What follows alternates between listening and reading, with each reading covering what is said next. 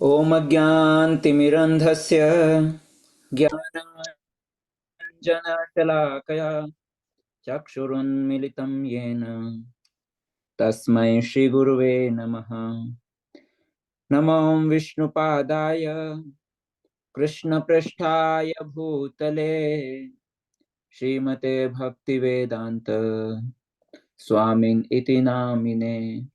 नमस्ते सारस्वते देवे गौरवाणी प्रचारिणे निर्विशेष शून्यवादी पाश्चात्य देशतारिणे। हे कृष्ण करुणा सिंधो दीनबंधो जगतपते गोपेश गोपिका कांत राधा कांत नमोस्तुते। तप्त कांचन गौरांगी राधे वृंदावनेश्वरी वृषभानुसुते देवी प्रणमामि हरिप्रिये।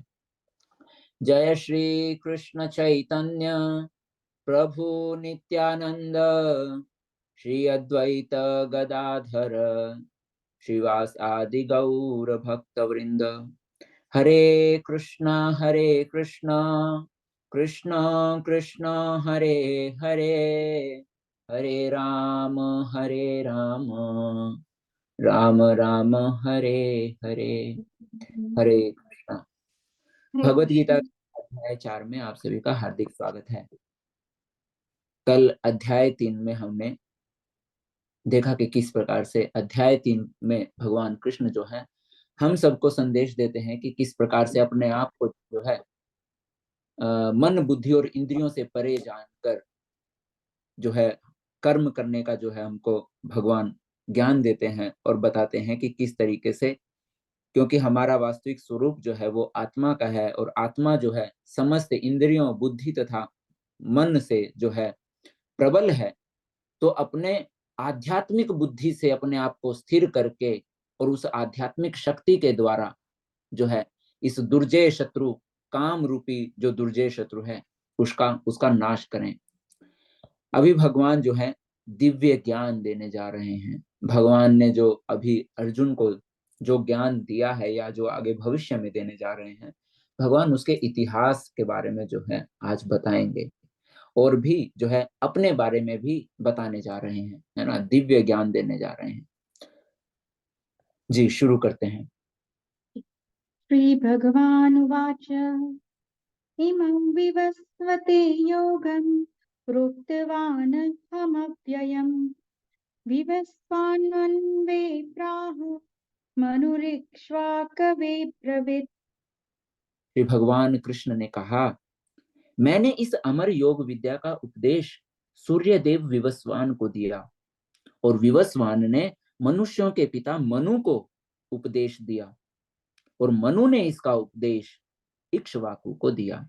तो भगवान बता रहे हैं कि सबसे मैंने जो इस ज्ञान का जो उपदेश है, इस अमर योग विद्या का उपदेश मैंने सूर्यदेव विवस्वान को दिया और सूर्यदेव विवस्वान ने इस ज्ञान को मनुष्यों के पिता मनु को दिया और फिर मनु ने अपने पुत्र जो इक्ष्वाकु हैं उनको इसका ज्ञान प्रदान किया। ये जो है हमने भगवत गीता का जब हम लेवल 1 हम पढ़ रहे थे तो हमने पूरी की पूरी गणना की थी। इसमें प्रभुपाद जी ने जो है फिर से जो मतलब यहाँ पर जो है अच्छे तरीके से पूरा का पूरा ये रघुकुल जो है ना, यानी कि सूर्य देव का जो कुल है उसके बारे में पूरे के पूरे के बारे में जो है प्रभुपाद जी ने बड़े विस्तार से बता रखा है। सारे के सारे जो युग जो है उनकी गणना, है ना, और भगवत गीता जो है पृथ्वी पर कब आई या इस तरीके जो हमने लेवल 1 में पूरी की पूरी गणना पढ़ी थी वो सारी की सारी जो है प्रभुपाद जी ने यहाँ पर बहुत अच्छे से जो है हम सबको समझा रखी है। तो आप सभी जो है इसको जो है पढ़ने का एक बार प्रयास कीजिएगा। लेवल 1 में आपने अच्छे से समझा था, एक बार आप पढ़ेंगे तो वो वापस से आपका जो है रिकॉल हो जाएगा। जी। एवं परंपरा प्राप्तम् इमं राजर्षयो विदुः सकाले नेह महता योगो नष्टः परन्तप। इस प्रकार यह परम विज्ञान गुरु परंपरा द्वारा प्राप्त किया गया और राज ऋषियों ने इसी विधि से इसे समझा। किंतु काल क्रम में यह परंपरा छिन्न हो गई, अतः यह विज्ञान यथा रूप में लुप्त हो गया। तो भगवान कृष्ण ने यह ज्ञान सूर्य देव को दिया, है ना। सूर्य देव विवस्वान ने इस ज्ञान को मनु को दिया, और मनु ने इस ज्ञान को जो है किनको दिया, इक्ष्वाकु को प्रदान किया। परंतु इक्ष्वाकु के बाद जो यह राज ऋषियों के द्वारा जो गुरु परंपरा से यह ज्ञान प्राप्त करने की जो एक विधि थी, यह क्या हो गई, छिन्न हो गई। यह परंपरा जो है छिन्न हो गई, अर्थात परंपरा जो है आगे जाकर के रुक गई, नष्ट हो गई। अतः यह विज्ञान जो है वो यथा रूप में लुप्त हो गया। तो इस ज्ञान को राज ऋषि, जो साधु राजा अर्थात जो व्यवहार से साधु हैं, है ना, जो हर किसी के ऊपर परोपकारी हैं, है ना, तो इस प्रकार के जो राजा हुआ करते थे, जिनका स्वभाव कैसा होता था, साधुवत स्वभाव होता था, जो हर किसी के लाभ की कामना करते थे। तो जो पहले के जो राज ऋषि थे या फिर जो राजा थे, है ना, जो साधु स्वभाव के जो राजा हुआ करते थे, उनके द्वारा यह ज्ञान विज्ञान जो है गुरु परंपरा द्वारा जो है प्राप्त किया गया, और इसी विधि से जो है उन्होंने समझा और आगे जो है इसको ट्रांसफर भी किया। परंतु जैसे जैसे काल क्रम आगे बढ़ा, जैसे जैसे समय आगे बढ़ा, तो यह परंपरा जो है समय के साथ नष्ट हो गई। इसलिए यह विज्ञान जो है यथा रूप में एज इट इज फॉर्म में जो है लुप्त हो गया। तो लेवल 1 में हमने अच्छे से समझा था कि भगवान कृष्ण ने यह ज्ञान केवल सूर्य देव को नहीं दिया था, है ना। भगवान कृष्ण ने यह ज्ञान जो है और भी शिष्यों को दिया गया था। यहाँ पर कौन सी परंपरा के बारे में बताया गया, राज ऋषियों के द्वारा, राज ऋषियों में जो परंपरा चल रही थी, जिस परंपरा से राज ऋषियों में ज्ञान आगे बढ़ रहा था, वह परंपरा भी नष्ट हो गई।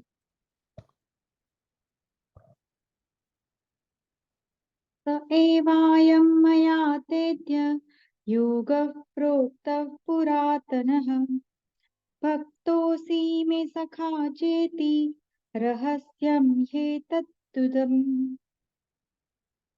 आज मेरे द्वारा वही यह प्राचीन योग यानी परमेश्वर के साथ अपने संबंध का विज्ञान तुमसे कहा जा रहा है, क्योंकि तुम मेरे भक्त तथा मित्र हो, अतः तुम इस विज्ञान के दिव्य रहस्य को समझ सकते हो। अभी देखिए, भगवान जो है एक बार नहीं, इस भगवत गीता की पूरी यात्रा में आप देखेंगे भगवान कई जगह पर बोल रहे हैं कि यह भगवत गीता का यह महान जो ज्ञान है, वह कौन व्यक्ति समझ सकता है, कौन इस ज्ञान को समझने के जो है के लिए सक्षम है ना, कौन इस ज्ञान को जो है समझ पाएगा। भगवान बता रहे हैं कि क्योंकि तुम मेरे भक्त तथा मित्र हो, अतः तुम इस विज्ञान के दिव्य रहस्य को समझ सकते हो। तो जो भगवान के भक्त हैं, है ना, वही इस विज्ञान के दिव्य रहस्य को समझ सकते हैं। जो भगवान के भक्त हैं, वो इस विज्ञान को यथारूप में नहीं समझ पाते। जिस तरीके से आप देखेंगे, जो भक्त नहीं है ना, जो भगवान की भक्ति में रत नहीं है, वो क्या करते हैं, वो भगवत गीता के ज्ञान को तो स्वीकार करते हैं, परंतु भगवान कृष्ण को स्वीकार नहीं करते। और जब कोई ज्ञान, जिसने उस ज्ञान को दिया है, अगर कोई उस व्यक्ति को ही स्वीकार नहीं करता है, तो वो उसके दिए हुए ज्ञान को किस प्रकार से पूर्ण रूप से स्वीकार कर सकता है ना। तो ऐसे जो लोग हैं, वो क्या करते हैं, जो भगवान भगवान के प्रति ईर्ष्या रखते हैं, भगवान के जो है प्रति उनके मन में जो है भक्ति भाव या श्रद्धा भाव नहीं है, वो, क्योंकि भगवान ने तो भगवत गीता में 3 चीजों के मतलब जो है 3 प्रकार से जो है किस प्रकार से भगवत प्राप्ति की जाए उसके बारे में चर्चा की है ना। सबसे पहले कर्म योग, फिर भक्ति योग, फिर ज्ञान योग। तो जो भक्त नहीं है, जो कर्मी है, जो सकाम कर्मों में लिप्त रहते हैं, तो ऐसे व्यक्ति जो हैं, तीनों के तीनों जो भाग हैं भगवत गीता के, सबको जो है कर्म योग से जोड़ करके जो है दिखाते हैं ना, सकाम कर्मों से या इस तरीके से। तो वो पूरी भगवत गीता के पूरे 700 श्लोकों को भगवान कृष्ण को साइड में रखते हैं ना, पूरी भगवत गीता से जो है भगवान कृष्ण को साइड में रख करके, और जो है केवल और केवल कर्म योग के द्वारा जो है अपने मनो मनोधर्म के अनुसार, है ना, अपनी मानसिकता के अनुसार जो है लोगों को समझाने का प्रयास करते हैं। परंतु वास्तविक रूप में कौन समझ पाता है, वास्तविक रूप में इस विज्ञान का रहस्य वही समझ पाता है जो भगवान का भक्त हो, या जिसके मन में जो है भगवान के लिए अत्यंत समर्पण है। आगे जाकर के 9वें और 10वें अध्याय में भी भगवान कृष्ण जब क्या बोलते हैं परम गुह्य ज्ञान जब भगवान देंगे, है ना, अर्जुन को 9th चैप्टर में, तब भी भगवान कृष्ण जो है अर्जुन को फिर से बोल रहे हैं कि हे अर्जुन, क्योंकि तुम मेरे से ईर्ष्या नहीं करते, है ना, क्योंकि तुम मुझसे ईर्ष्या नहीं करते और निरंतर जो है मेरे लिए तुम पूर्ण रूप से समर्पित हो, तो इसीलिए मैं तुमको इस ज्ञान को दे रहा हूं जो मैंने आज तक कभी किसी को नहीं दिया, है ना। तो जो भगवान को पूर्ण रूप से समर्पित, तो वही इस ज्ञान को पाने का जो है मतलब पूर्ण रूप से, है ना, एज इट इज, यथा रूप में इस ज्ञान को प्राप्त करने का जो है हकदार है। या फिर ये बोल लीजिए कि अगर कोई हकदार किसी को समझ ही नहीं आएगा, अगर किसी के अंदर भगवान के प्रति समर्पण नहीं है, अगर किसी के मन में भगवान के प्रति भक्ति भाव ही नहीं है ना, और किसी के मन में जो है भगवान के लिए श्रद्धा भाव ही नहीं है, क्योंकि और जो भगवान से ईर्ष्या करते हैं ना, तो भगवान बोल रहे हैं क्योंकि तुम मुझसे किसी प्रकार की ईर्ष्या नहीं करते हैं ना, तुम्हारे मन में मेरे लिए कोई ईर्ष्या भाव नहीं, इसीलिए मैं तुमको ये ज्ञान बताने जा रहा हूँ, है ना। तो भगवान स्वयं बताते हैं कि किसको यह ज्ञान समझ में आने वाला है और किसको यह ज्ञान समझ में नहीं आने वाला है। फिर उसके बाद और भी चीजें बताते हैं, और भी तरीका बताते हैं कि इस ज्ञान को किस प्रकार से प्राप्त किया जाए, है ना। आगे ज्ञान योग में जाकर के भगवान बताते हैं कि किस तरीके से तुम गुरु के पास जाओ, है ना, और विनीत भाव से उनके चरणों में जो है क्या बोलते हैं प्रार्थना करो, है ना। गुरु के पास जाकर के, गुरु के चरणों में जाकर के जो है विनीत भाव से गुरु से जो है विनम्र भाव से प्रार्थना करो, और एक सिद्ध व्यक्ति ही तुमको जो है इस ज्ञान को प्रदान कर सकता है ना।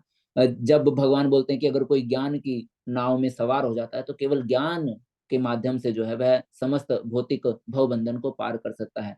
तो ज्ञान को प्राप्त करने के लिए उस समय जो है भगवान बोलते हैं कि तुमको क्या करना है, तुमको एक ऐसे सिद्ध व्यक्ति के पास जाना है जो स्वयं यानी कि गुरु के पास जाना है ना, क्योंकि उसने जो है परम सत्य का दर्शन किया हुआ है। तो अगर आप गुरु के, तो इसके लिए मतलब वहां से हमको समझ में आता है कि इस भगवत गीता को समझने के लिए गुरु की भी परम आवश्यकता है। बिना गुरु के आप इस ज्ञान को नहीं समझ सकते हैं, है ना। क्योंकि इस ज्ञान को समझने के लिए अगर समझ में आना होता तो अर्जुन जो है, अर्जुन स्वयं वो कर लेते हैं। इस तरीके से अर्जुन को भी अपने आप को जो है एक शिष्य के रूप में भगवान कृष्ण को समर्पित करना पड़ा, तब जाकर के अर्जुन जो है वो भी इस ज्ञान को समझ पाए। इधर से दूसरी तरफ जो है संजय जी का उदाहरण ले लीजिए, है ना। संजय जी जो है वो भी अपने गुरु के चरणों के प्रति जो है पूर्ण रूप से समर्पित थे, है ना। और गुरु के प्रति शरणागति ही केवल और केवल इकलौता जो है माध्यम बनी जिनसे जो है वो भगवत साक्षात्कार कर पाए, है ना। तो इस तरीके से यहाँ पर जो है कई जगहों पर जो है भगवान कृष्ण बताते हैं कि इस दिव्य ज्ञान के रहस्यों को कौन समझ सकता है और कौन नहीं समझ सकता है। आगे अर्जुन उवाच अपरं भवतो जन्म परं जन्म विवस्वतः कथमेतद्विज्ञानीयान् त्वमादौ प्रोक्तवानिति। अर्जुन ने कहा, सूर्यदेव विवस्वान। अभी अर्जुन जो है, अर्जुन फिर से अर्जुन का दिमाग चकरा रहा है ना, अर्जुन का दिमाग चकरा रहा है। अर्जुन बोल रहे हैं सूर्यदेव विवस्वान तो आपसे पहले हो चुके हैं, तो फिर मैं कैसे समझूं कि प्रारंभ में भी आपने उन्हें इस विद्या का उपदेश दिया था, है ना। तो अर्जुन बोल रहे हैं कि ऐसा कैसे हो सकता है, जो सूर्यदेव विवस्वान है वो तो आपसे भी बहुत पहले हो चुके हैं ना। सूर्यकुल रघुकुल जो है उसकी तो शुरुआत ही सूर्यदेव से हुई है।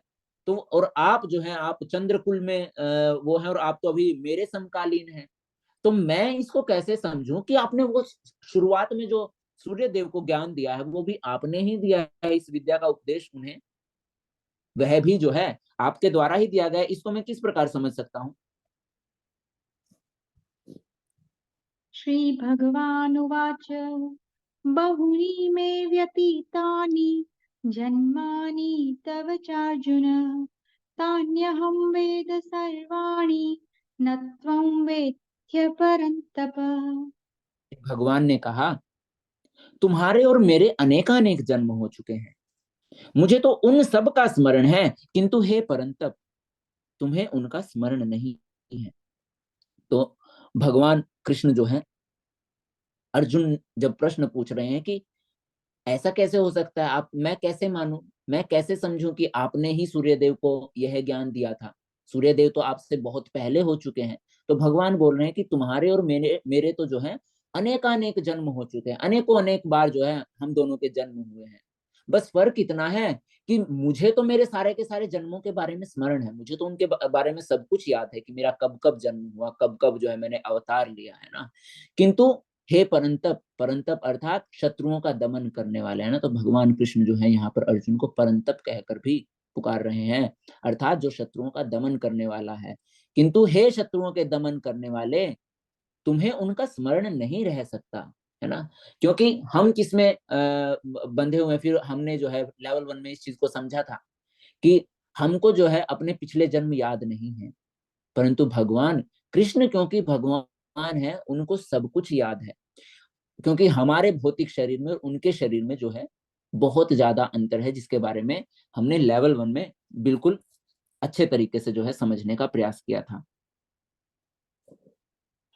अजोऽपि संव्यायात्मा भूतानामीश्वरोऽपि सन् प्रकृतिं स्वमादिष्टाय सम्भवाम्यात्मया मायया। यद्यपि मैं अजन्मा तथा अविनाशी हूँ, और यद्यपि मैं समस्त जीवों का स्वामी हूँ, तो भी प्रत्येक युग में मैं अपने आदि दिव्य रूप में प्रकट होता हूँ। अब भगवान बता रहे हैं, भगवान अपने जन्म के बारे में बता रहे हैं ना, जन्म और कर्म का आज जो है भगवान दिव्य ज्ञान देने जा रहे हैं ना। तो पहले भगवान ने बताया कि तुम्हारे और मेरे अनेकानेक जन्म हो चुके हैं, बस फर्क इतना है, अंतर क्या है कि मुझे तो मेरे सारे के सारे जन्म जो है वो स्मरण है, परंतु तुम्हें तुम्हारे जन्मों का स्मरण नहीं है। अब भगवान अपने जन्मों के बारे में बता रहे हैं, है ना, कि मेरा वास्तविक स्वभाव कैसा है ना, मेरे जन्म जन्म की विशेषता क्या है ना, मेरा जन्म किस प्रकार दिव्य है। तो भगवान यहाँ पर इस अध्याय में अपने कर्म और जन्म और कर्म, सॉरी, जन्म और कर्मों की दिव्यता का जो है भगवान ज्ञान दे रहे जा रहे हैं, इसीलिए इसको बोला गया दिव्य ज्ञान, है ना। तो इस अध्याय का नाम भी क्या है? दिव्य ज्ञान। तो भगवान बोल रहे हैं कि अपने जन्म के बारे में बता रहे हैं कि हालांकि मैं अजन्मा हूं, यद्यपि मैं अजन्मा हूं, मेरा कभी जन्म नहीं होता, तथा मैं अविनाशी हूं, मेरा कभी विनाश भी नहीं होता, और यद्यपि मैं समस्त जीवों का स्वामी हूँ, है ना, मैं हर किसी का स्वामी हूँ, हर किसी की उत्पत्ति जो है मुझसे ही हुई है ना, हर किसी का जन्म, हर किसी की सृष्टि का कारण केवल और केवल मैं हूँ, मुझसे ही सारी की सारी जो ये भौतिक प्रकृतियां हैं ये मेरे ही कारण से जो है अस्तित्व में आती हैं, मैं समस्त जीवों का स्वामी हूँ। इतना होने के बावजूद प्रत्येक युग में मैं अपने आदि दिव्य रूप में प्रकट होता हूँ, है ना। मैं यहाँ पर किस प्रकार आता हूँ? अपने आदि दिव्य रूप में, जो मेरा वास्तविक स्वरूप है, जो हमेशा हमेशा से ही मेरा वास्तविक स्वरूप है, मैं अपने उसी वास्तविक स्वरूप में आता हूँ। परंतु जीव, है ना, देखिए भगवान जो है, भगवान शरीर, यहाँ से हमको पता चलता है कि भगवान कृष्ण जो है वो शरीर परिवर्तन नहीं करते, है ना। उनका जो स्वरूप पहले था वही स्वरूप आज है, वही स्वरूप जो है हमेशा, वो जब भी अवतरित होते हैं तो वो अपने अपने वास्तविक रूप में ही आते हैं, वो कभी शरीर बदल करके नहीं आते हैं, है ना। परंतु मनुष्य जो है या जीव जो है, बद्ध जीव जो है इस भौतिक जगत में, वह जब भी आएगा तो शरीर क्या होता है? बदल करके आता है ना। तो हमारे शरीर में हमारा शारीरिक परिवर्तन होता है ना, हमारे शरीर का परिवर्तन होता है, हम शरीर बदल करके आते हैं, परंतु भगवान कृष्ण जो है वो अपने आदि दिव्य रूप में प्रकट होते हैं। अब भगवान कब कब आते हैं, है ना, प्रकट, पहले बताया कि भगवान कैसे प्रकट होते हैं, है ना, अपने जो है अजन्मा अविनाशी होने के बावजूद वो जो है अपने आदि दिव्य रूप में वो प्रकट होते हैं। आगे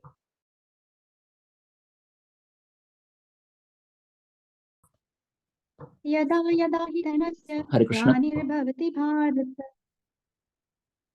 अभ्युत्थानं धर्मस्य तदात्मानं सृजाम्यहम्। जब जब,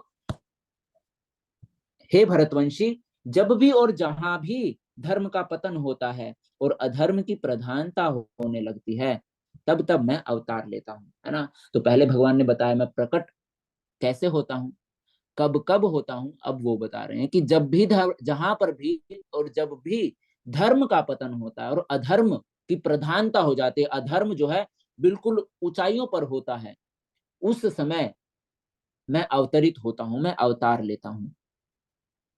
क्यों अवतरित होता हूं, अब भगवान उसके बारे में बताने जा रहे हैं।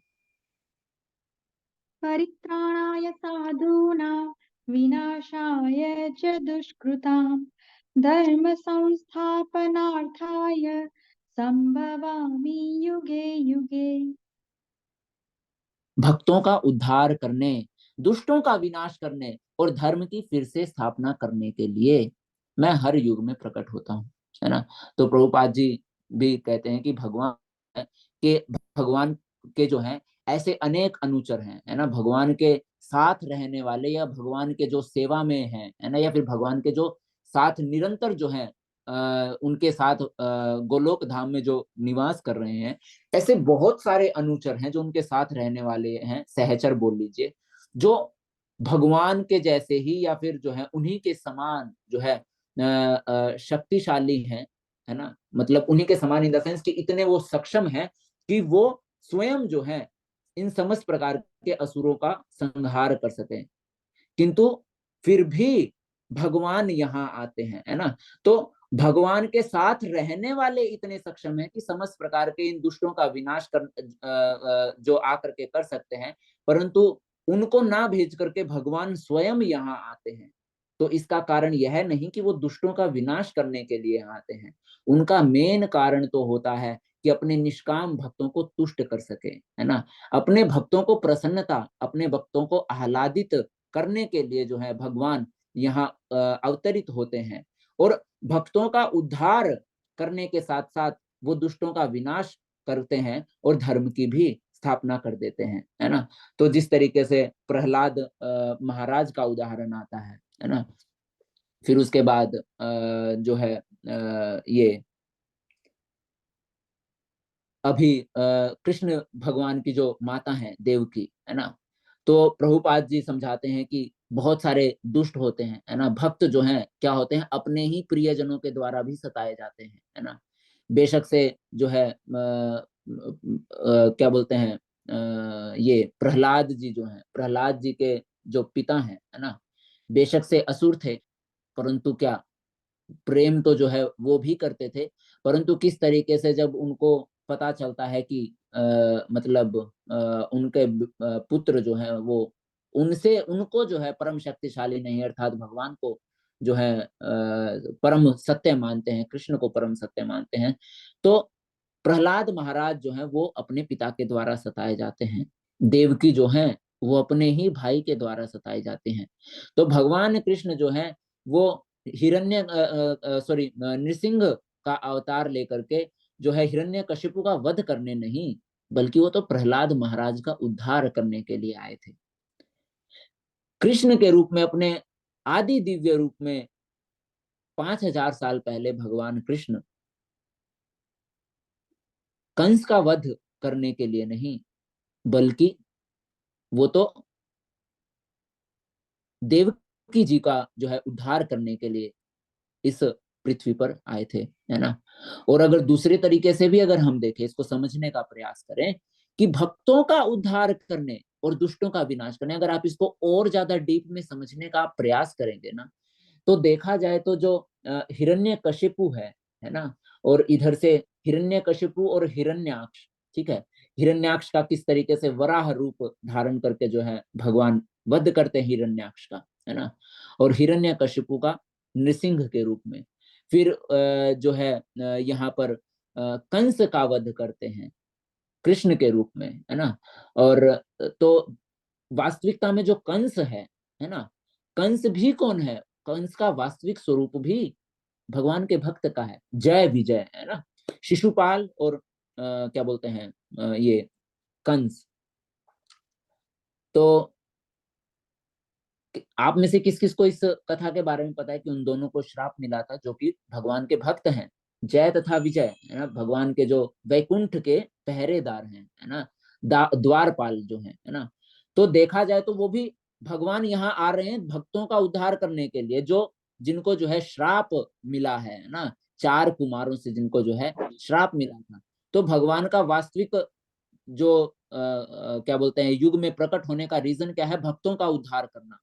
क्योंकि जय विजय जो है, अगर कंस और जो भी चाहे रावण हुआ है ना, रावण और कुंभकर्ण या इस तरीके से, तो वो भी कौन थे, जय विजय ही थे, जिनको जो है क्या बोलते हैं 3 बार या इस तरीके से भगवान से वैर जो है दुश्मनी मोल लेने का जो है उनको श्राप मिला था, है ना, कि या तो भगवान के द्वारा जो है मारे जाओ, अन्यथा जो है इतने जन्मों तक जो है क्या बोलते हैं पृथ्वी लोक पर भटको, है ना। तो उन्होंने बोला था कि नहीं, हम तो 3 जन्मों का जो है भगवान के साथ दुश्मनी, भगवान के साथ वैर जो है हम वो करेंगे, है ना, भगवान भगवान के दुश्मन के रूप में हमको भगवान के हाथों से मरना गंवारा है, परंतु भगवान की सेवा से जो है इतने लंबे समय के लिए दूर रहना हमको जो है स्वीकार्य नहीं है ना।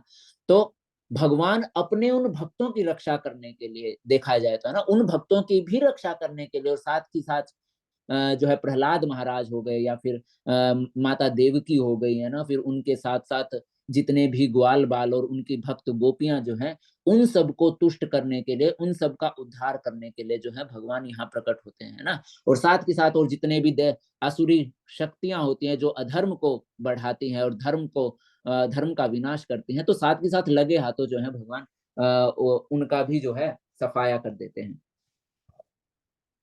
जन्म कर्म च मे दिव्यम् एवं यो वेत्ति तत्त्वतः त्यक्त्वा देहं पुनर्जन्म नैति मामेति सोऽर्जुन।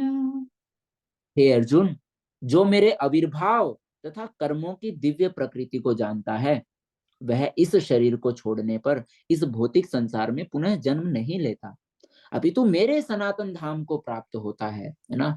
तो भगवान अभी अपने जन्म और कर्मों की दिव्य प्रकृति को बता रहे हैं ना, जिस तरीके से मैंने बताया कि चौथे अध्याय का नाम है दिव्य ज्ञान। दिव्य ज्ञान क्यों है इस अध्याय का नाम, क्योंकि भगवान इसमें अपने जन्म और कर्मों की दिव्य प्रकृति के बारे में बता रहे हैं। और जब कोई व्यक्ति भगवान के जन्म और कर्म दोनों की दिव्य प्रकृति को जान जाता है, तो इसको जानने मात्र से वह व्यक्ति शरीर छोड़ने के बाद इस भौतिक संसार में पुनः कभी जन्म नहीं लेता, और सनातन भगवान के जो है सनातन धाम को प्राप्त होता है। सनातन अर्थात जो सबसे पुराना, जो हमेशा से है ना, जो हमेशा हमेशा से है, हमेशा सॉरी हमेशा से था, हमेशा है और हमेशा रहने वाला है ना, जिसका विनाश नहीं होता है ना। तो ऐसा व्यक्ति जो है वो भगवान के सनातन धाम अर्थात वैकुंठ, वैकुंठ बोल लीजिए, अपने भाव और अपने जो है जैसे मनोभाव होते हैं ना, या तो वैकुंठ या फिर गोलोक धाम, है ना, तो उनको जो है जीव जो है वो प्राप्त होता है। तो अभी जो है भगवान ने किसके बारे में बताया, भगवान ने अपने जो है आविर्भाव की दिव्य प्रकृति को बताया। अभी भगवान जो है अपने कर्मों की दिव्य प्रकृति के बारे में बताने जा रहे हैं। हालांकि भगवान ने अपने कर्मों के बारे में पहले भी बताया है ना। भगवान ने जब भगवान कृष्ण अर्जुन को बताते हैं कि हालांकि मैं सबका स्वामी हूँ, है ना, मेरे पास कोई भी ऐसी वस्तु नहीं है जो मेरे पास ना हो, है ना, मेरे लिए कुछ भी करने के लिए, मतलब कोई भी मेरे लिए करणीय नहीं है, या फिर मेरा मेरा कोई ऐसा कर्म नहीं है जो मेरा कर्तव्य हो करने का, मुझे कुछ करने की आवश्यकता नहीं है। इतना होने के बावजूद, इस पूरी सृष्टि का स्वामी होने के बावजूद, मैं अपने कर्म जो है निरंतर अपना कर्तव्य समझ करके करता रहता हूँ, है ना। तो वहां पर भी भगवान जो है अपने कर्मों के बारे में बता रहे हैं कि देखो मैं किस प्रकार से, मुझे मेरे लिए कुछ भी करने को वो नहीं है, मतलब ऐसा कुछ भी नहीं है जो मुझे करने की जरूरत हो, परंतु कोई जरूरत ना होते हुए भी मैं निरंतर अपना कर्तव्य करने में लगा रहता हूँ।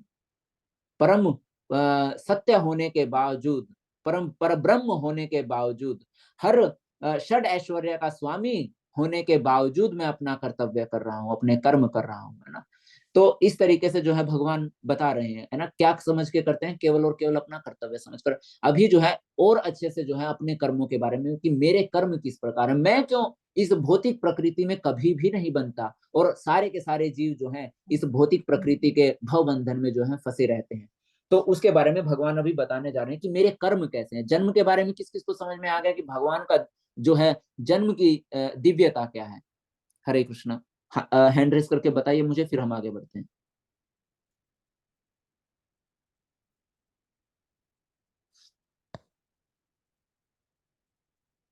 आप सभी जग तो रहे हैं ना? कहीं मैं इधर बोले जा रहा हूँ और आप सभी। हरे कृष्ण प्रभु जी।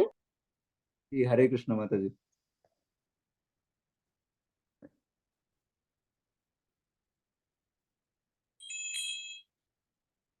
जी चलिए माता जी। पता नहीं मुझे तो समझ नहीं आया, खाली आदित्य प्रभु जी क्या मतलब मैं बोरिंग पढ़ा रहा हूँ क्या, कुछ वो हो नहीं, रहा है क्या? एक्चुअली प्रभु जी किसी कोई सवाल शायद नहीं समझ पाया और मैं बोलना नहीं चाहती थी, तो आप जी शायद फिर से सवाल पूछ लीजिए तो। मैं यही पूछ रहा हूँ कि भगवान का जो जन्म है, भगवान के जन्म की दिव्यता के बारे में समझ में आया कि भगवान अवतरित किस प्रकार होते हैं, है ना, वो चीज किस किस को समझ में आ गई। अब हम जो है भगवान के कर्मों की दिव्यता को समझने के लिए हम आगे प्रवेश करने जा रहे हैं। अगर आपको भगवान की जन्म के बारे में समझ में आ चुका है कि भगवान किस प्रकार अवतरित होते हैं, कब अवतरित हाँ होते हैं, प्रभु, क्यों अभी अवतरित ये होते जो श्लोका में आपने किए ना कि जब धर्म की रक्षा करने के लिए प्रभु के अवतरित होते हैं, इसलिए हर हैं। जी, एक जब जो जब उनका धर्म की, अवतार है, जी तो जैसे आपने बोले वो जय विजय का वो श्राप, तो उसी श्राप ने वो दिए थे ना, तो इसलिए वो हिरण्यकश्यप हुए, उसके बाद फिर से वो ये कंस बने और रावण जो जो हुए, तो उन जी लोग के जैसे नाश और मुनियों के रक्षा करने के लिए, जैसे राम अवतार में उन्होंने जितने ऋषि थे, ऋषि को रक्षा के लिए, धर्म की रक्षा करने के लिए, और बहुत जी सारे जैसे हम लोग को सीख मिलता है जाति का जो ये है, वो भी भगवान समझा रहे कि जाति का कुछ ये नहीं। और जी मतलब यही इतना तो मुझे समझ में आता है। जी जी जी। तो हाँ मेन रीजन जो है भगवान का यहाँ आने का, भगवान अपना शाश्वत धाम छोड़कर इस धरा धाम पर आते हैं, इस भौतिक जगत में आते हैं, किस लिए? सबसे मेन कारण है अपने भक्तों को तुष्ट करने के लिए, है ना, अपने भक्तों जी का उद्धार करने के लिए, उन्हें मार्ग दिखाने के लिए कि वो किस प्रकार जो है अपने शाश्वत घर, जो उनका अपना घर है ना, जहां से वो जो है भटक करके यहाँ आकर के फंस गए हैं, उसका जो है रास्ता दिखाने के लिए, उनको प्रेरित करने के लिए, है ना। तो भगवान जो है अपने भक्तों का उद्धार करने के लिए, भगवान का जो पहला कारण है यहाँ आने का, वो है भक्तों का उद्धार करना। ठीक है। फिर भक्तों का उद्धार करने के साथ साथ वो जो है दुष्टों का विनाश भी कर देते हैं। जो भी नकारात्मक शक्तियां इस मतलब भक्तों के जीवन में उत्पात मचाते हैं, या जो है धर्म की क्या बोलते हैं, धर्म का विनाश करते हैं, है ना। तो और वापस से जो है पुनः भगवान जो है धर्म की स्थापना करते हैं, है ना। तो हमको ये समझ में आया, फिर भगवान जो है बता रहे हैं कि जो भी मेरे आविर्भाव तथा कर्मों के दिव्य प्रकृति को जानता है, जन्म कर्म च मे दिव्यम, है ना, मेरे जन्म और कर्म जो हैं दोनों क्या है, दिव्य है ना। और जो मेरे इन जन्म और कर्म के दिव्यता को जो जानता है, जो दिव्य प्रकृति को समझता है, वह इस शरीर को त्याग करने के बाद पुनः इस भौतिक जगत में जन्म नहीं लेता, अपितु मेरे शाश्वत धाम को प्राप्त कर पाता है। वीतराग भय क्रोधा मन्मया मामुपाश्रिताः बहवो ज्ञान तपसा भूता मद्भावमागताः। आसक्ति, भय तथा क्रोध से मुक्त होकर, मुझ में पूर्णतया तन्मय होकर और मेरी शरण में आकर बहुत से व्यक्ति भूतकाल में मेरे ज्ञान से पवित्र हो चुके हैं। इस प्रकार से उन सबों ने मेरे प्रति दिव्य प्रेम को प्राप्त किया, है ना। तो भगवान कृष्ण बोल रहे हैं कि भूतकाल में भी, है ना, इतिहास में भी बहुत सारे ऐसे जो है व्यक्ति हुए हैं जो जिन्होंने आसक्ति, भय तथा क्रोध से मुक्त हो करके पूरी तरीके से जो है मुझ में तन्मय हो करके, मुझ में जो है लीन हो करके और मेरी शरण में आकर के मेरे ज्ञान के द्वारा जो पवित्र हो चुके हैं। इस प्रकार से उन समस्त प्रकार के व्यक्तियों ने मेरे प्रति दिव्य प्रेम को प्राप्त किया, अर्थात मेरे प्रति भक्ति को उन्होंने प्राप्त किया, मेरे प्रति जो एक निष्काम प्रेम है उसको उन्होंने प्राप्त किया। ये यथा, सॉरी, शुलाई प्रभु जी? या ये यथा मां प्रपद्यन्ते तास्तं थैव भजाम्यहम् मम वर्त्मानुवर्तन्ते मनुष्या पार्थ सर्वशः। जिस भाव से सारे लोग मेरी शरण ग्रहण करते हैं उसी के अनुरूप मैं उन्हें फल देता हूँ। हे पार्थ, प्रत्येक व्यक्ति सभी प्रकार से मेरे पथ का अनुगमन करता है ना। भगवान बोल रहे हैं कि जो जिस भी भाव से मेरी शरण ग्रहण करता है मैं उसी के अनुरूप उसे फल देता हूँ। कोई मुझे पिता के रूप में मेरी शरण ग्रहण करता है तो मैं उसे पिता के अनुरूप जो है उसे फल देता हूँ, यानी कि पुत्र के भांति जो है उसका उद्धार मतलब पिता की भांति जो है उसका उद्धार करता हूँ, है ना। और अगर कोई मुझे सखा के रूप में मेरी शरण ग्रहण करता है तो मैं मित्र के रूप में उसका उद्धार करता हूँ। जो मुझे अपने पुत्र के रूप में मेरी मतलब एक पिता के रूप में अपने आप को पिता के रूप में और मुझे पुत्र रूप में स्वीकार करके मेरी शरण ग्रहण करता है तो मैं पुत्र बन करके जो है उनका उद्धार करता हूँ। जो मुझे प्रेमी के रूप में मेरी शरण ग्रहण करता है तो मैं प्रेमी के रूप में उनका उद्धार करता हूँ। और कोई अगर शत्रु के रूप में मेरी शरण ग्रहण करता है तो मैं शत्रु के रूप में उसका उद्धार करता हूँ, है ना। हे पार्थ, प्रत्येक व्यक्ति सभी प्रकार से मेरे ही पथ का अनुगमन करता है। चाहे कोई मुझे शत्रु की नजर से देखे, चाहे कोई पति की नजर से देखे, चाहे कोई मुझे पिता की नजर से देखे, चाहे भाई की नजर से देखे, चाहे जो है मित्र की नजर से देखे, तो कोई किसी भी पथ पर क्यों ना चले, है ना, किसी भी पथ के माध्यम से इंसान जो है चले, वो हर प्रकार से मेरी तरफ ही आता है। और केवल यहाँ पर यही नहीं समझ में आता है, जिस तरीके से हमने बोला कि डेस्टिनेशन एक ही है, डेस्टिनेशन एक ही है। हर कोई जो है जितने भी रिलीजन सो कॉल्ड जो मतलब पंथ बन गए हैं, धर्म नहीं बोलेंगे क्योंकि धर्म तो जो है एक ही है, सनातन धर्म है ना, जो हमेशा हमेशा से है। तो जितने भी पंथ बन गए हैं, जितने भी रास्ते जो है लोगों ने वो कर लिए हैं, भगवान कह रहे हैं कि वास्तविकता में व्यक्ति जो है सभी प्रकार से मेरे ही पथ का अनुगमन करता है। सारे के सारे रास्ते जो है वो मुझ तक ही आते हैं। और जो जिस भाव से लोग मेरी शरण ग्रहण करते हैं मैं उसी के अनुरूप उनको फल देता हूँ। कोई मुझे अल्लाह के रूप में वो कर रहा है तो मैं अल्लाह के रूप में जैसे भी जिस भी भाव से मेरी शरण ग्रहण कर रहा है उसी के अनुरूप में उनको फल देने वाला हूँ। कोई मुझे मेरे वास्तविक रूप में वो करता है, कृष्ण के रूप में अगर मुझे वो करता है तो मैं कृष्ण के रूप में उनको जो है फल प्रदान करने वाला हूँ, है ना। तो यहाँ पर जो है भगवान अपने बारे में बता रहे हैं कि किस तरीके से जो है वास्तविकता में तो जो है सारे के सारे व्यक्ति जो है केवल और केवल मेरे ही पथ का जो है अनुगमन कर रहे हैं। कांक्षतः कर्मणां सिद्धिं यजन्त एह देवताः क्षिप्रं हि मानुषे लोके सिद्धिर्भवति कर्मजा। इस संसार में मनुष्य सकाम कर्मों में सिद्धि चाहते हैं, फलस्वरूप वे देवताओं की पूजा करते हैं।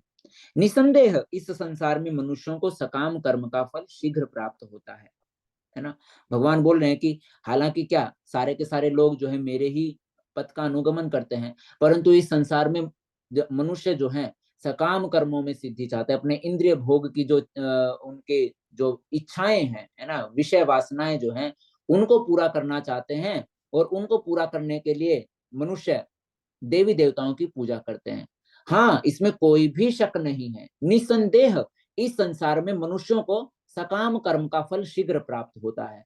जिस भी इच्छा से, है ना, जिस भी भौतिक इच्छा से अगर कोई भी व्यक्ति जो है कुछ कर्म करता है तो उसका फल उसको शीघ्र प्राप्त होता है। किसी को धन दौलत चाहिए तो उसके लिए कोई विशेष प्रकार की पूजा आराधना कर रहे हैं किसी देवी देवता की, तो उसको उसको जो उसके मनोकामना जो है, हाँ, उसकी जो है शीघ्र अतिशीघ्र ही उसको जो है प्राप्ति होती है। परंतु आगे भगवान बोल रहे हैं कि ऐसा किस प्रकार हो रहा है। चातुर्वर्ण्यं मया सृष्टं गुणकर्म विभागशः तस्य कर्तारमपि वां विदध्य कर्तारमव्ययम्। प्रकृति के तीनों गुणों और उनसे संबद्ध कर्म के अनुसार मेरे द्वारा मानव समाज के 4 विभाग रचे गए, है ना। मैंने मनुष्यों के समाज को जो है मानव समाज को कितने उसमें विभाजित किया, 4 विभागों में जो है मैंने विभाजित किया। किसके आधार पर? प्रकृति के गुणों और उनसे उन गुणों के संबंध से जो कर्म व्यक्ति करता है ना। प्रकृति के गुणों के अनुसार व्यक्ति जो कर्म करता है, उन कर्मों के आधार पर मैंने मानव समाज को 4 विभागों में बांटा। यद्यपि मैं इस व्यवस्था का सृष्टा हूँ, क्योंकि इस व्यवस्था की सृष्टि या फिर रचना जो है मेरे द्वारा ही की गई है, किंतु तुम यह जान लो कि मैं इतने पर भी अव्यय अकर्ता हूँ, है ना। कि मैंने सब कुछ मैंने किया, परंतु इतना करने के बाद भी मैं कुछ नहीं करता, है ना। मैंने इसकी रचना मैंने ही की है, परंतु ये रचना करने के बाद भी मैं वास्तविकता में मैं कुछ नहीं करता हूँ, है ना। मैं अव्यय अकर्ता हूँ। अकर्ता अर्थात जो कुछ मतलब जो कुछ क्रिया नहीं करता या इंटरफेयर नहीं करते। न मा कर्माणि लिम्पन्ति न मे कर्म फले स्पृहा इति मायोऽभिजानाति कर्मभिर्न स बध्यते। मुझ पर किसी कर्म का प्रभाव नहीं पड़ता, न ही मैं कर्म फल की कामना करता हूँ। जो मेरे संबंध में इस सत्य को जानता है, वह कभी भी कर्मों के पास में नहीं बंधता, है ना। भगवान अपने कर्मों के बारे में बता रहे हैं। बोले देखिए, पहले तो मैंने इस मनुष्य समाज को जो है मानव समाज की रचना मैंने की, है ना। मानव समाज की रचना मैंने की। मानव समाज को 4 विभागों में किसके आधार पर? प्रकृति के गुणों के आधार पर किए गए जो कर्म है उस व्यक्ति के द्वारा, उन कर्मों के अनुसार मैंने मानव समाज को, मनुष्य समाज को 4 विभागों में मैंने बांटा, है ना। ब्राह्मण, क्षत्रिय, वैश्य तथा शूद्र। परंतु इतना करने के बाद, ये पूरी की पूरी सृष्टि किसके द्वारा की गई? मेरे द्वारा की गई। परंतु इतना करने के बाद भी मैं क्या हूं? अव्यय अकर्ता हूं, है ना। मतलब वो उसका प्रभाव मेरे ऊपर कुछ नहीं पड़ता। क्योंकि क्यों नहीं पड़ता? मुझ पर किसी कर्म का प्रभाव नहीं पड़ता, न ही मैं कर्म फल की कामना करता हूं। जो मेरे संबंध में इस सत्य को जानता है, वह कभी भी कर्मों के पास में नहीं बनता। भगवान ने जो भी वो सब किया, वो क्या केवल और केवल अपना कर्तव्य समझ करके जो है भगवान ने उस जो ये मानव समाज है, मनुष्य समाज जो है, इसके 4 भाग जो है 4 विभागों में उनके गुणों और कर्मों के आधार पर जो है विभाजित किया। और भगवान बोलते हैं कि इतना करने के बाद भी मैंने कुछ नहीं किया, है ना। मतलब मैं उसके प्रति अटैच नहीं हूं, उसके रिजल्ट के प्रति मैं अटैच नहीं हूं। बस केवल और केवल अपना जो है कर्तव्य समझ करके जो है बिना किसी कर्म फल की कामना के मैं वो कर्म करता हूं। और जब मैं इस प्रकार से बिना किसी कर्म फल की कामना के अपने कर्म करता हूं, तो मुझ पर किसी भी कर्म का कोई प्रभाव नहीं पड़ता। ना मुझे पाप लगता है, ना मुझे पुण्य लगता है, क्योंकि मैं कर्म फल की कामना ही नहीं करता, केवल अपना कर्तव्य समझ करके कर्म करता हूं। और इसी वजह से मैं कभी भी इस जो है कर्मों के जाल में जो है मैं नहीं बंधता, है ना। कर्मों के इस जंजाल में जो है मैं कभी नहीं बनता। और जो है सर्व सर्वदा जो है मैं इससे मुक्त रहता हूँ। और जो मेरे संबंध में इस सत्य को जानता है कि मेरे कर्मों का स्वभाव कैसा है, मेरे कर्मों की प्रकृति कैसी है, मैं किस प्रकार से कर्म करता हूँ, और किस प्रकार से कर्म करने के कारण मैं कभी भी इन जो है कर्मों के प्रभाव में नहीं पड़ता, या कर्मों का प्रभाव मुझ पर नहीं पड़ता। मैं जन्म मृत्यु के चक्र में या इन कर्मों के जो है प्रभाव से सदैव मुक्त रहता हूँ। वह व्यक्ति भी कभी भी जो है कर्मों के पास में नहीं बंधता। एवं ज्ञात्वा कृतं कर्म पूर्वैरपि मुमुक्षुभिः कुर्व कर्मेव तस्मात् त्वं पूर्वैः पूर्वतरं कृतम्। प्राचीन काल में समस्त मुक्त आत्माओं ने मेरी दिव्य प्रकृति को जान करके ही कर्म किया। अतः तुम्हें चाहिए कि उनके पद चिन्हों का अनुसरण करते हुए अपने कर्तव्य का पालन करो, है ना। भगवान बोल रहे हैं कि प्राचीन काल में भी समस्त मुक्त आत्माओं ने, जितने भी जो है महान आत्माएं हुई हैं, है ना, यानी महात्मा हुए हैं, मुक्त आत्माएं जितनी भी हुई हैं, उन्होंने मेरे इस दिव्य प्रकृति को जान करके ही कर्म किया। हमने जो है पहले एक महात्मा या फिर महान ऐसी ही मुक्त आत्मा का उदाहरण जो है भगवान कृष्ण ने जो है दिया था, है ना। किस किस को याद है उनका नाम? हरे कृष्णा। राजा जनक का, है ना। याद कीजिए, भगवान ने राजा जनक का नाम लिया था, है ना, कि राजा जनक ने जो है उन्होंने भी क्या अपना कर्तव्य समझ करके जो है कर्म किया था, है ना। और केवल अपने कर्म, अपने नियत कर्म ने, है ना, जनक जैसे महान राजाओं ने जो है केवल और केवल अपने नित्य कर्मों के माध्यम से जो है परम सिद्धि को प्राप्त किया। याद आया? किस किस को याद आया ये वाली बात? हरे कृष्णा जी, है ना। तो भगवान कृष्ण जो है यहाँ पर बोल रहे हैं कि प्राचीन काल में समस्त मुक्त आत्माओं ने मेरी इस दिव्य प्रकृति को जान करके ही कर्म किया, अतः तुम्हें चाहिए कि उनके पद चिन्हों का अनुसरण करते हुए अपने कर्तव्य का पालन करो, है ना। तो भगवान जो है बता रहे हैं कि जनक जैसे राजा हुए और उनके जैसे ही और जितनी भी मुक्त आत्माएं हुई हैं, है ना, जो इस भौतिक भव बंधन से छुटकारा प्राप्त कर पाई हैं, उन्होंने क्या किया था, उन्होंने मेरे कर्मों की इस दिव्य प्रकृति को जान करके कर्म किया था, अपने कर्म फलों के प्रति विरक्त होकर के केवल अपना कर्तव्य समझ करके अपना कर्म किया था। अतः हे अर्जुन, तुमको भी चाहिए कि तुम उनके पद चिन्हों का अनुसरण करो, तुम भी उनके दिखाए हुए मार्ग पर चलो। जिस प्रकार से उन्होंने अपना जीवन यापन किया, जिस प्रकार से उन्होंने अपने जीवन में केवल और केवल अपना कर्तव्य समझ करके कर्म किए, तुमको भी उनके पद चिन्हों का अनुसरण करते हुए केवल और केवल अपना कर्तव्य समझ करके जो है अपना कर्म करना चाहिए और अपने कर्तव्य का पालन करना चाहिए। किं कर्म किं कर्मेति कवयोऽप्यत्र मोहिताः तत्ते कर्म प्रवक्ष्यामि यज्ञात्वा मोक्ष्यसे शुभात्। कर्म क्या है और अकर्म क्या है, इसे निश्चित करने में बुद्धिमान व्यक्ति भी मोहग्रस्त हो जाते हैं। अतः मैं तुमको बताऊंगा कि कर्म क्या है, जिसे जानकर तुम सारे अशुभ से मुक्त हो सकोगे, है ना। तो भगवान कृष्ण बोल रहे हैं कि कर्म क्या है और अकर्म क्या है, ये तो पूरी तरीके से निश्चित करने के लिए कि वास्तविकता में भाई कर्म है क्या और अकर्म क्या है, बड़े बड़े बुद्धिमान व्यक्ति भी जो है क्या हो जाते हैं, भ्रमित हो जाते हैं, मोहग्रस्त हो जाते हैं। उनको भी नहीं समझ में आता कि क्या तो करना है और क्या जो है निष्क्रियता क्या है, यानी कि अकर्म क्या है, कर्मों के जंजाल से छूटने का मार्ग क्या है ना। तो कई बार तो जो है इस चीज को पूरी तरीके से निश्चित करने में या वेरीफाई करने में जो है बड़े बड़े बुद्धिमान व्यक्ति भी मोहित हो जाते हैं, पता लगाने में कि क्या कर्म है और क्या अकर्म है। इसीलिए मैं तुमको बताने जा रहा हूं कि वास्तविकता में कर्म क्या है, जिसे जानकर तुम सारे के सारे अशुभ से मुक्त हो सकोगे, समस्त प्रकार के इस भौतिक भव बंधन से मुक्त हो सकोगे।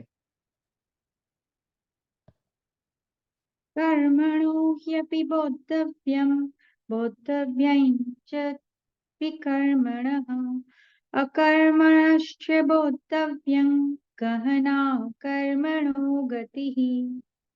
कर्म की बारीकियों को समझना अत्यंत कठिन है, अतः मनुष्य को चाहिए कि वह यह ठीक से जाने कि कर्म क्या है, विकर्म क्या है और अकर्म क्या है ना। भगवान बोल रहे हैं कि कर्म की जो बारीकियां हैं, है ना, कर्म की बारीकियों को समझना बहुत ज्यादा मुश्किल है ना। इसलिए हम सबको चाहिए कि हम यह ठीक से समझें, ठीक से जाने कि वास्तविकता में कर्म क्या है, वास्तविकता में विकर्म क्या है और वास्तविकता में अकर्म क्या है ना। उसके बारे में हमने जो है पहले जो है लेवल 1 में जो है हमने ये सारा का सारा कर्म, विकर्म और अकर्म जो है अच्छे तरीके से एक्सप्लेन किया है। तो अभी हम पढ़ेंगे तो आप सबको देखिएगा बहुत आसानी से जो है ये सब समझ में आएगा जी।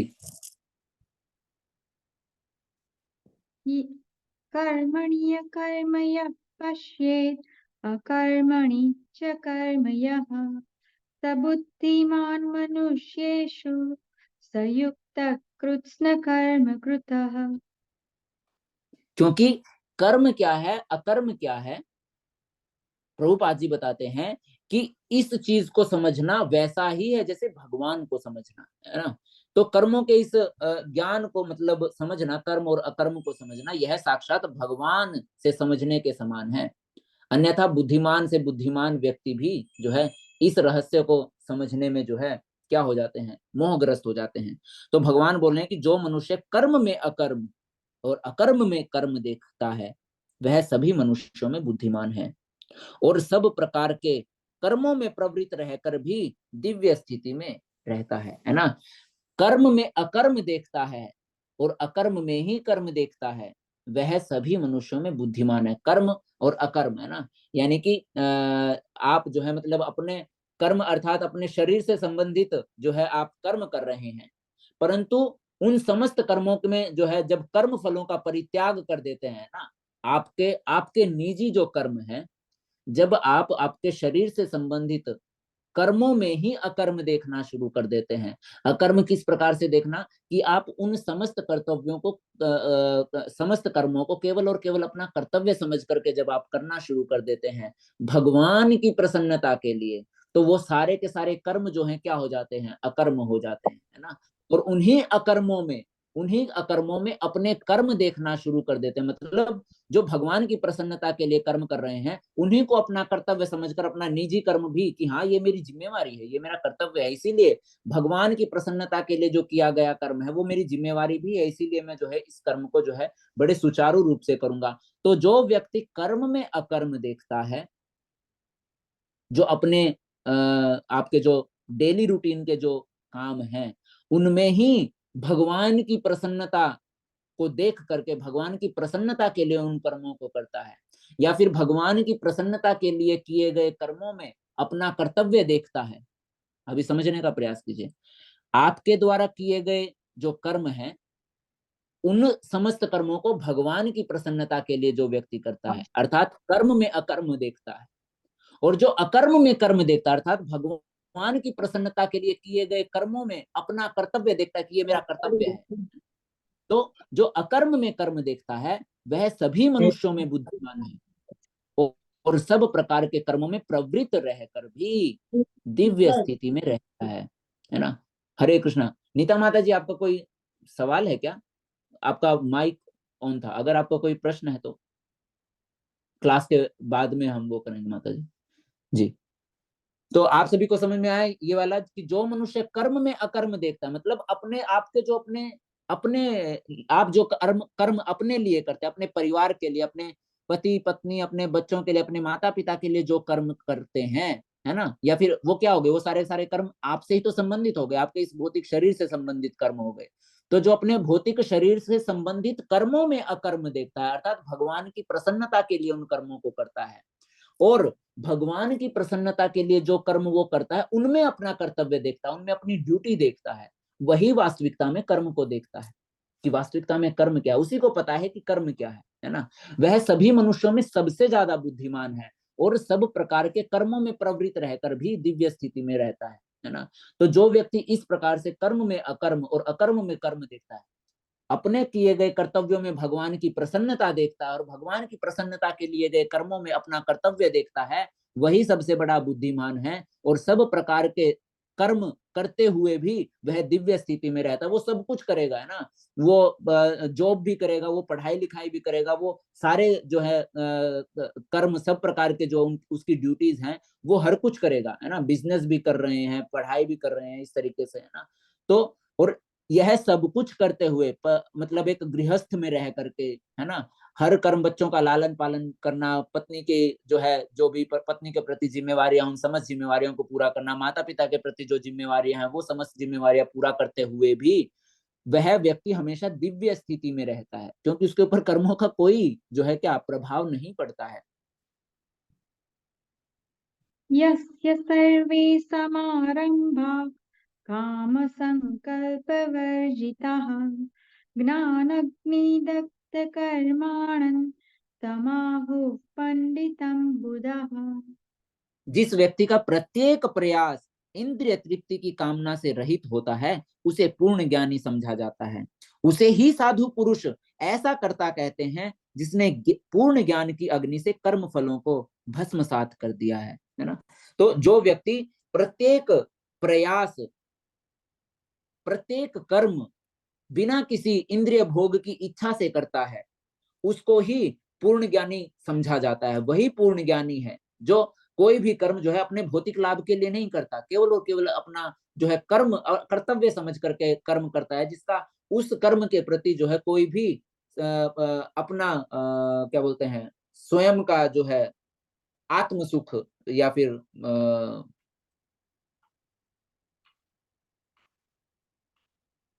Self satisfaction.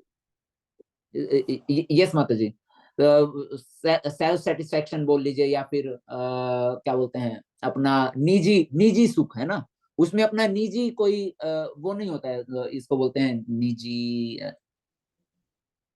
क्या क्या शब्द था वो, स्वार्थ। जी स्वार्थ, निजी स्वार्थ, है ना।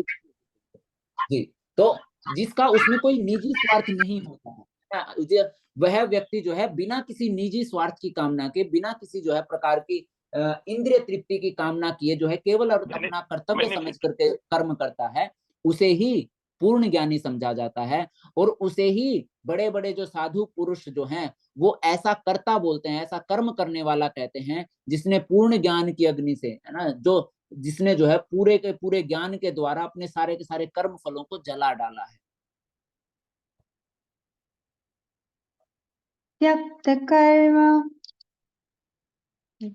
त्यक्त त्यक्त्वा कर्म फलासङ्गं नित्यतृप्तो निराश्रयः कर्मण्यपि प्रवृत्तोऽपि नैव किंचित् करोति सः। अपने कर्म फलों की सारी आसक्ति को त्याग कर सदैव संतुष्ट तथा स्वतंत्र रहकर वह सभी के कार्यों में व्यस्त रहकर भी कोई सकाम कर्म नहीं करता, है ना।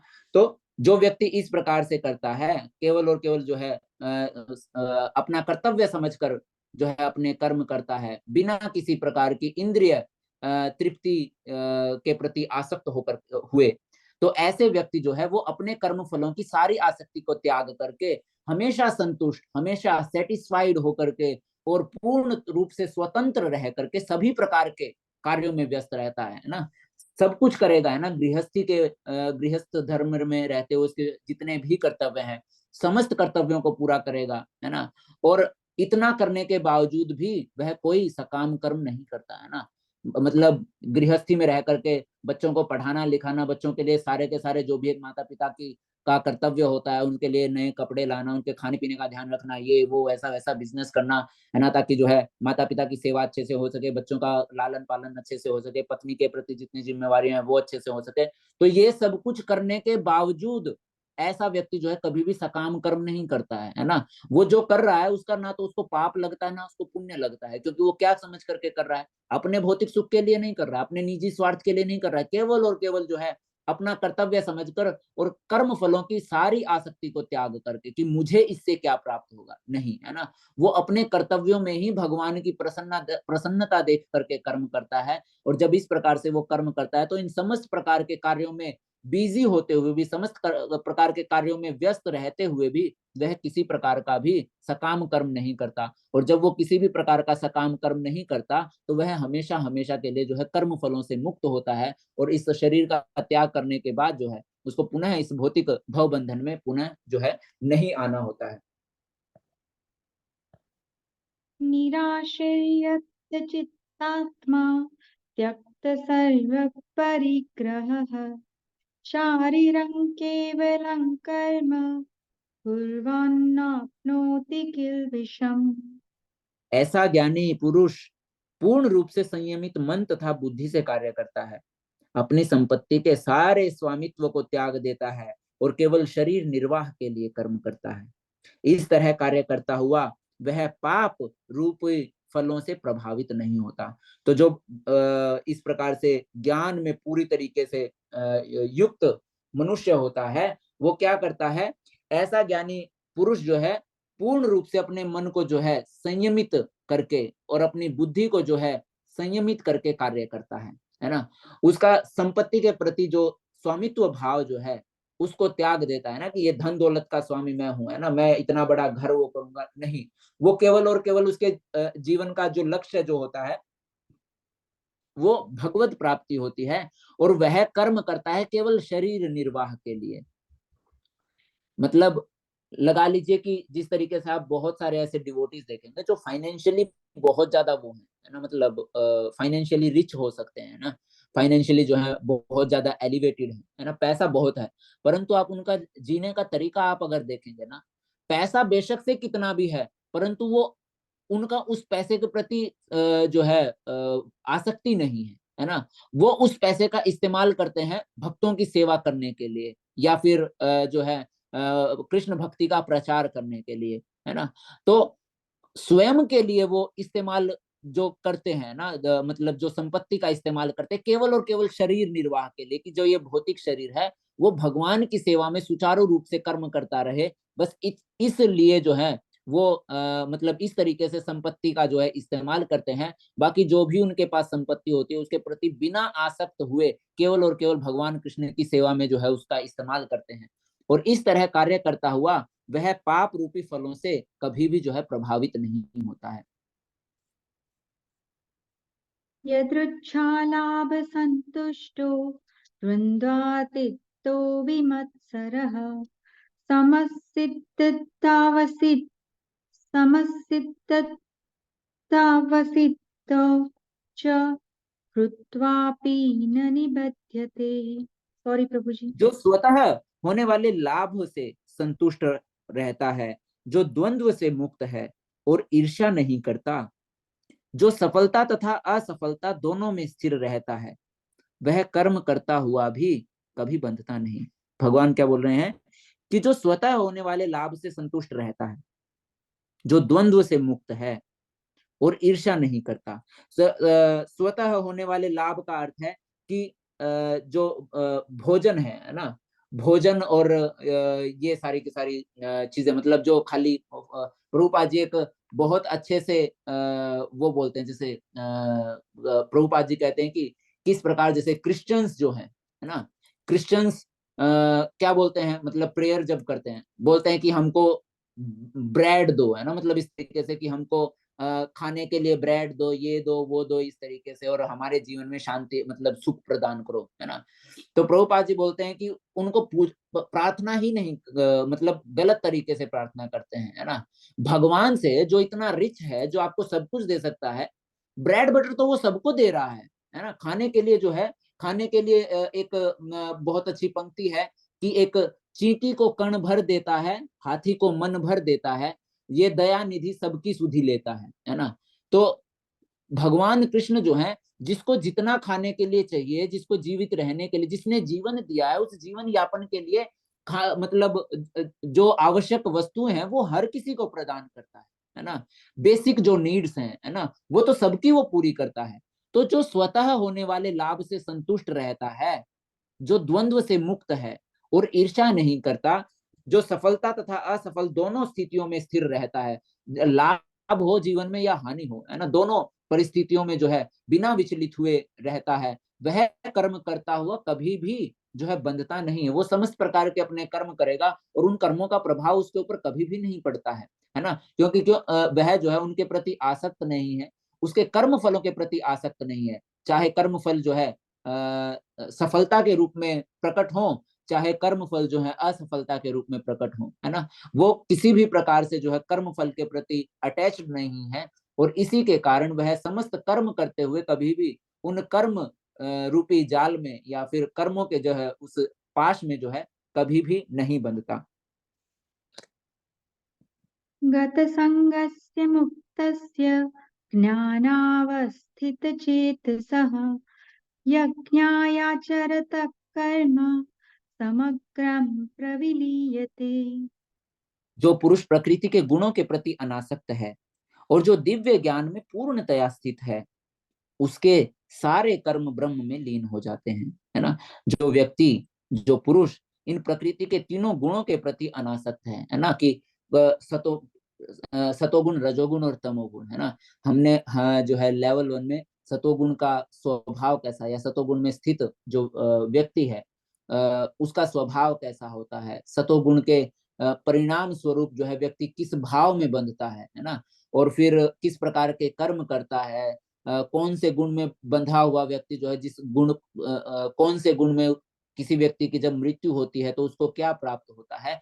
तो इन समस्त प्रकार के गुणों के प्रति जब जो पुरुष अनासक्त है, कोई आसक्ति नहीं है, और जो दिव्य ज्ञान में पूरी तरीके से स्थित है, उसके सारे के सारे कर्म जो हैं वो ब्रह्म में लीन हो जाते हैं। उसको जो है उन समस्त कर्मों के द्वारा जो है ब्रह्म की प्राप्ति होती है ना। वो हमेशा हमेशा के लिए इस जन्म मृत्यु के जो है भव सागर से जो है पार उतर जाता है। ब्रह्मार्पणं ब्रह्मरवे ब्रह्माग्नौ ब्रह्मणावृतं ब्रह्मैव तेन गन्तव्यं ब्रह्म कर्म समाधिना। जो व्यक्ति कृष्ण भावनामृत में पूर्णतया लीन रहता है, उसे अपने आध्यात्मिक कर्मों के योगदान के कारण अवश्य ही भगवत धाम की प्राप्ति होती है, क्योंकि उसमें हवन भी आध्यात्मिक होता है और हवि भी आध्यात्मिक होती है। तो जो व्यक्ति कृष्ण भावनामृत में पूरी तरीके से लीन रहता है, उसे अपने आध्यात्मिक कर्मों के योगदान के कारण अवश्य ही भगवत धाम की प्राप्ति होती है। जो भक्ति में लीन रह करके जो भी आध्यात्मिक कर्मों के रूप में वह योगदान करता है ना, आध्यात्मिक कर्मों के रूप में जो वह योगदान करता है, अर्थात यज्ञ रूप में जो वो कर्म करता है, तो उन यज्ञ रूप में किए गए कर्मों के कारण उसको अवश्य ही निश्चित रूप से उसको भगवत धाम की प्राप्ति होती है। क्योंकि जो आध्यात्मिक कर्मों रूपी वह यज्ञ कर रहा है, उस यज्ञ की अग्नि जो है वह भी आध्यात्मिक है, और उस यज्ञ में डाली गई जो आहुति है या हवि जो है, घी है ना, या घी सामग्री जो डलती है, घृत है ना, घृत अथवा जो घी है, तो वह हवि जो है वह भी आध्यात्मिक होती है। आप जो कर्म करते हैं वो कर्म भी आध्यात्मिक होते हैं, और कर्म फल रूपी जो आप भगवान कृष्ण के चरणों में आप समर्पित हवि करते हैं, वह हवि अर्थात वो कर्म फल भी आध्यात्मिक होते हैं। तो जब आप भक्ति में लग करके भगवान कृष्ण की प्रसन्नता के लिए जब आप कर्म करते हैं, तो आपके भगवान कृष्ण की प्रसन्नता के लिए किए गए भौतिक कर्म भी आध्यात्मिक कर्म बन जाते हैं, और उन भौतिक कर्मों के परिणाम भी आध्यात्मिक परिणाम बन जाते हैं, जो आप किसको समर्पित करते हैं, भगवान कृष्ण को आप समर्पित कर देते हैं, है ना। तो इस तरीके से भगवान बोल रहे हैं कि जो इस प्रकार से भक्ति में लग करके कर्म करता है, कर्म रूपी यज्ञ करता है, तो वह व्यक्ति जो है निश्चित रूप से भगवत धाम को प्राप्त करता है, क्योंकि इस प्रकार से किए गए कर्म यज्ञ जो है ना, कर्म फल रूपी जो यज्ञ हैं, उनमें अग्नि भी आध्यात्मिक है, कर्म रूपी अग्नि भी आध्यात्मिक है, और कर्म फल रूपी जो उन्होंने आहुति या घी डाला है, वह हवि जो है वह भी स्पिरिचुअल अर्थात आध्यात्मिक होती है। दैवमेवापरे यज्ञै योगिनः पर्युपासते ब्रह्माज्ञावपरे यज्ञै यज्ञेनैवोपजुह्यति। कुछ योगी विभिन्न प्रकार के यज्ञों द्वारा देवी देवताओं की भली भांति पूजा करते हैं, और कुछ परब्रह्म रूपी अग्नि में आहुति डालते हैं, है ना। तो कुछ तो जो है विभिन्न प्रकार के यज्ञों द्वारा जो है देवी देवताओं की पूजा करते हैं, और कुछ क्या करते हैं, परब्रह्म रूपी अग्नि में आहुति डालते हैं। कुछ तो देवी देवताओं की पूजा करते हैं, कुछ ब्रह्म रूपी परब्रह्म रूपी, यानी कि जैसे आर्य समाज है ना, आर्य समाज में जो है क्या करते हैं, आर्य समाज या भगवान के निराकार रूप की पूजा करने वाले जो हैं, वो पर ब्रह्म रूपी अग्नि में आहुति डालते हैं उस पर ब्रह्म को प्रसन्न करने के लिए। तो कुछ लोग जो है देवी देवताओं की प्रसन्नता के लिए यज्ञ करते हैं, और कुछ लोग जो है क्या बोलते हैं, पर ब्रह्म है ना, भगवान के निराकार स्वरूप को जो है की प्राप्ति के लिए या उनकी प्रसन्नता के लिए अग्नि में जो है निराकार परब्रह्म रूपी जो है अग्नि में आहुति डालते हैं।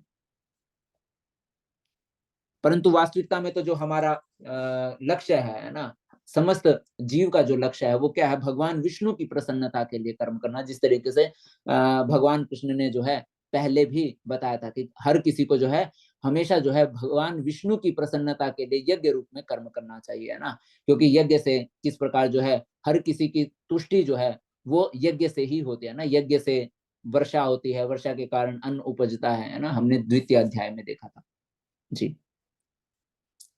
श्रोत्रादीनि इन्द्रियाण्यन्ये संयमाग्निषु जुह्वति शब्दादीनि वश्यान्य इन्द्रियाग्निषु जुह्वति।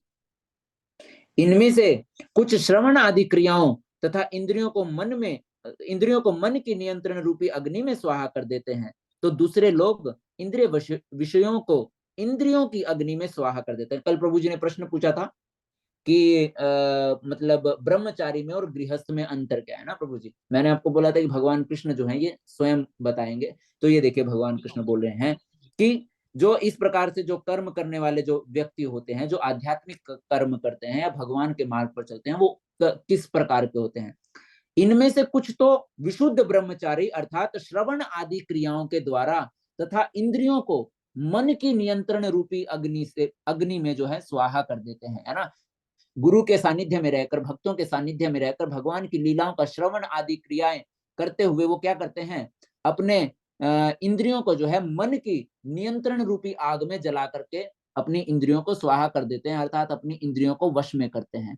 तो दूसरी तरफ जो लोग हैं वो नियमित गृहस्थी जो है इंद्रिय विषयों को इंद्रियों की ही अग्नि में स्वाहा कर देते हैं, है ना। इंद्रियों का भोग करते हुए ही इंद्रिय विषयों पर विजय प्राप्त करते हैं। सर्वाणीन्द्रियकर्माणि प्राणकर्माणि चापरे आत्मसंयम योगाज्ञो जुह्वति ज्ञानदीपिते।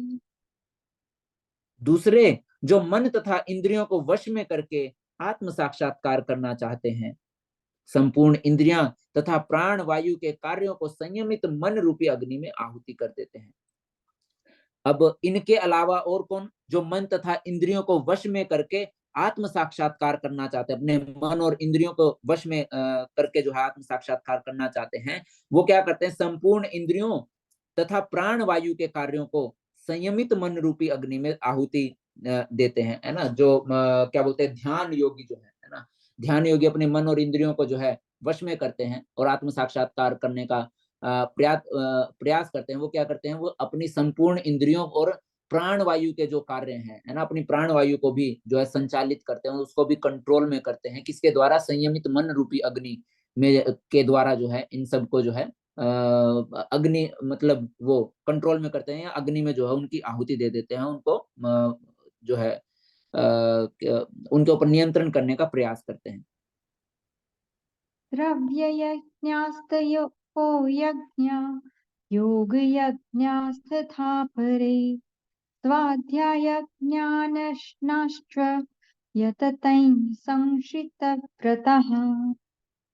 कठोर व्रत अंगीकार करके कुछ लोग अपनी संपत्ति का त्याग करके, कुछ कठिन तपस्या द्वारा, कुछ अष्टांग योग पद्धति के अभ्यास द्वारा अथवा दिव्य ज्ञान में उन्नति करने के लिए वेदों के अध्ययन के द्वारा प्रबुद्ध बनते हैं, है ना।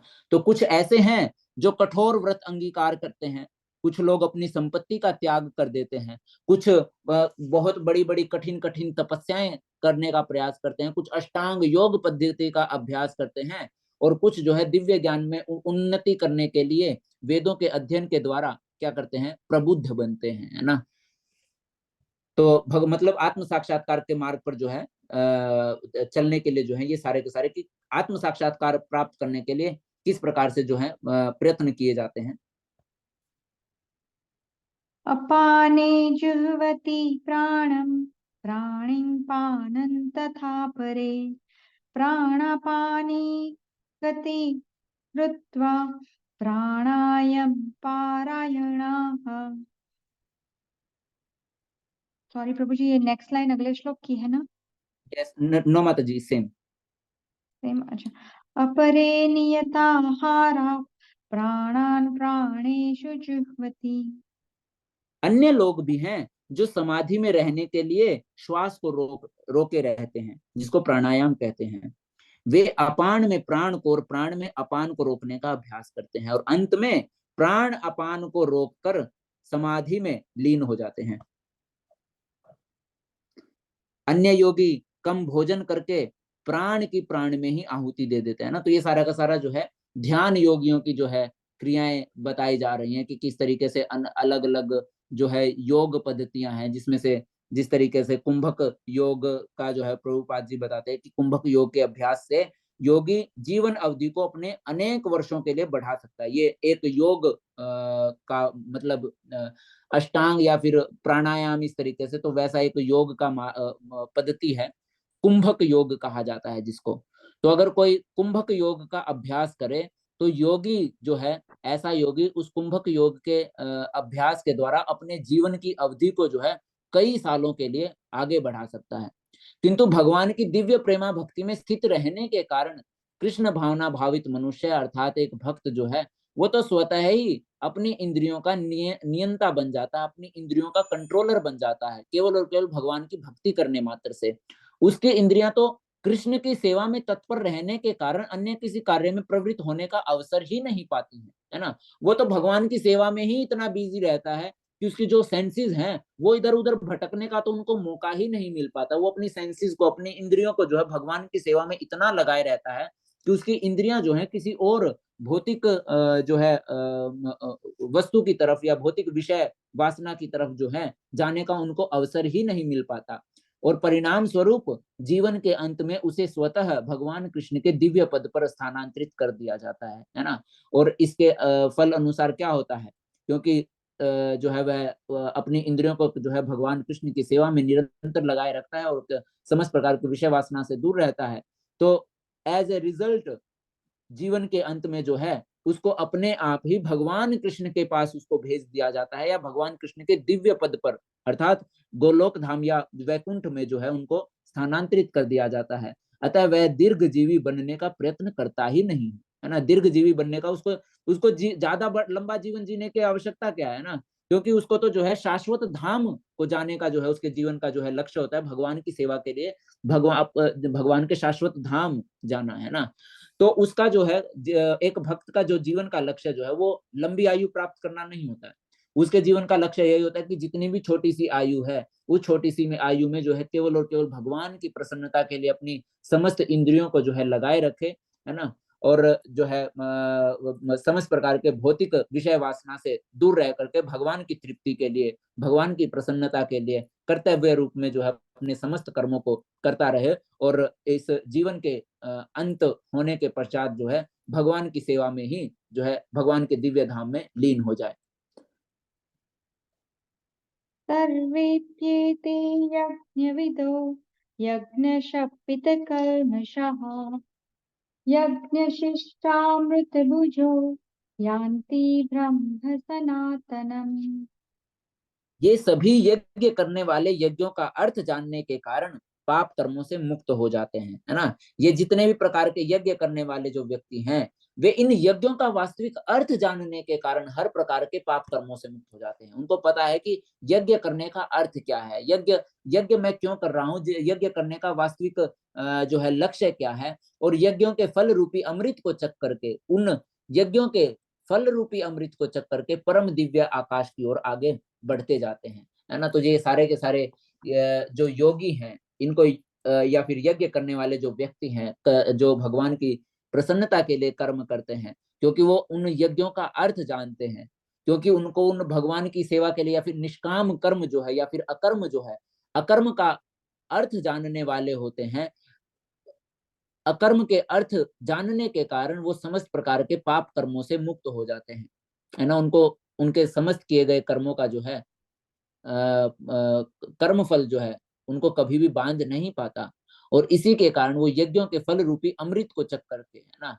तो अमृत किस प्रकार से, क्योंकि उनको ना पाप लग रहा है ना पुण्य लग रहा है, भगवान की प्रसन्नता के लिए किए गए कर्मों के अनुसार, तो वो अमृत के समान है ना। अगर आप अपनी प्रसन्नता के लिए कोई भी कर्म करते हैं तो बेशक से आपको लगता है कि आपको फायदा हो रहा है, परंतु वो जो भी पाप या पुण्य पुण्य भी अगर मिल रहा है तो वो मीठा जो पुण्य है वो भी क्या विष के समान है, क्योंकि वो आपको वापस से ला करके यहाँ पटक दे रहा है ना।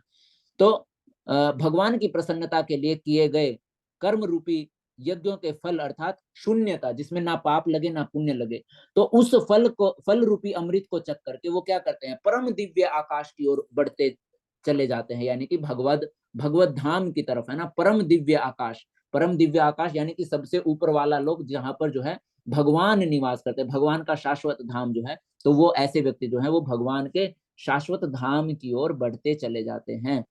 हरे कृष्णा। हमारे इस अध्याय को हम यहीं पर आज के लिए विश्राम देते हैं।